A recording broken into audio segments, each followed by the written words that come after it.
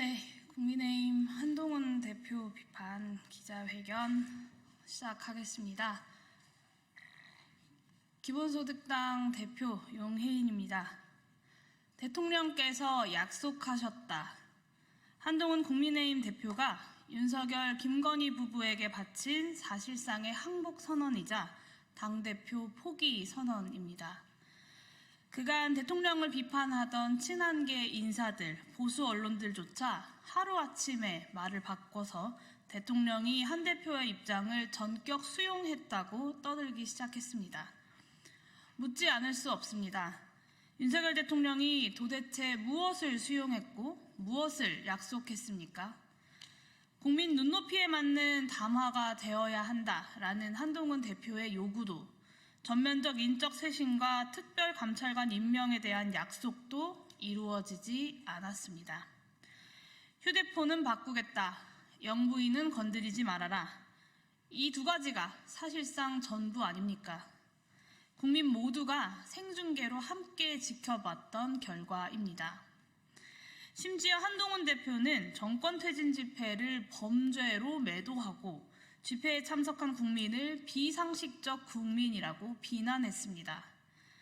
국민 눈높이에 맞는 변화를 약속했던 한동훈 대표가 끝내 국민이 아닌 용산의 눈높이를 선택한 것입니다. 그렇게 상식을 강조하시니 또 한 번 묻겠습니다.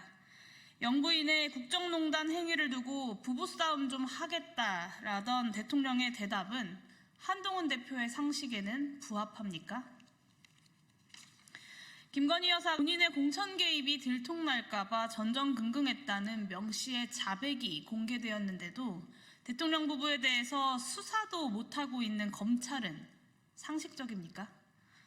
한때 조선 제1검으로 불렸고 대한민국의 법무부 장관까지 역임한 한동훈 대표의 상식이 정말로 그 수준입니까?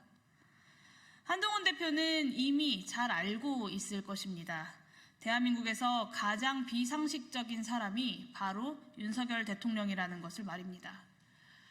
그러니 국민을 모욕해가면서까지 현실 도피를 하고 있는 것 아닙니까?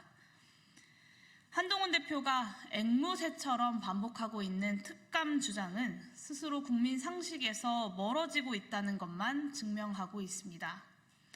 특감이 아니라 특검해야 할 때입니다. 영부인의 미래 비위가 아니라 과거와 현재의 비위를 명확히 규명해야 합니다. 한동훈 대표가 대통령의 임기를 하루라도 더 보존하고 싶다면 당대표로서 특검을 결단했어야 합니다. 박근혜 공천 개입 사건의 공판 담당 검사였던 한동훈 대표가 특검의 정당성을 가장 잘 이해하고 있을 것입니다. 심지어 2018년 한동훈 검사는 윤석열 검사와 함께 이명박 대통령의 뇌물수수죄를 기소해 유죄를 이끌어냈습니다. 당시 재판부는 검찰의 상소를 받아들여서 대통령 후보 경선 승리부터 취임 이전까지의 기간은 대통령이 될 자의 지위이므로 공천 관련 금품 수수 시 처벌 대상이다 라고 하는 아주 상식적인 판결을 이끌어냈습니다. 저는 한동훈 검사의 그런 판단에 깊이 동의합니다. 국민도 그러할 것입니다. 경선 승리 직후부터 공무원이 될 자라고 보는 것이 재판부의 상식인데 당선인 신분으로 저질렀던 공천 개입이 어떻게 유죄가 아닐 수 있겠습니까? 그런데 검사 한동훈의 판단과 당대표 한동훈의 판단이 이다지도 다른 이유는 도대체 무엇입니까? 한동훈 대표가 착각하고 계신 것이 있습니다.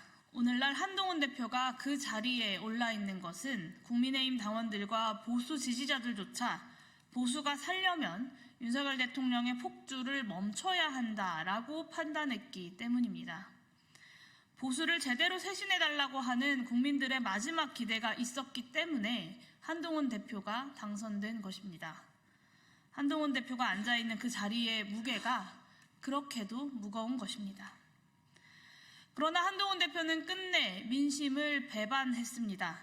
집권 여당의 대표가 아니라 대통령의 수족으로 움직이겠다고 선언했습니다. 한동훈 대표가 국민 눈높이에 맞는 집권 여당의 운영을 포기하고 윤석열 대통령 앞에 겸손히 무릎 꿇고 앉아서 몰락의 길에 함께 하겠다고 자처하시니 말리지는 않겠습니다. 부디 안녕히 가십시오. 이것으로 기자회견 마치도록 하겠습니다. 감사합니다.